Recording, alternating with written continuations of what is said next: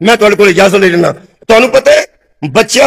बड़ा जिहा मूंह करके आखे ना अम्मी मैं अज स्कूले नहीं जाना, ते अम्मी का तो हक बनता ना तो चल स्कूले की पे करना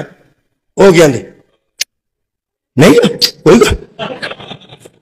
ना ना जा सिर पीड़ सिर दर्द होंगे कोलों बीमारी भी आप ही दस ली सिर दर्द आहो सिर दर्द पेट च पेट च भी ठीक है ना जा कोई लोड़ जा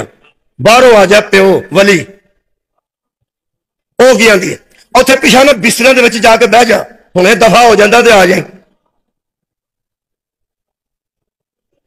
हाय हाय उत्थे अंदर जाके लुक जा अंदर जाके लुक जा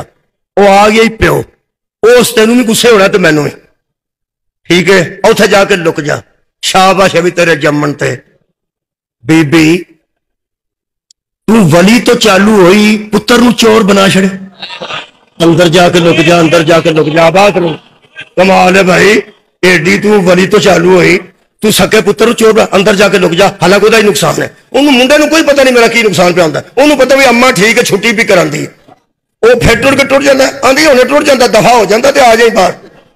वो टुर जाता आ जा अगले पल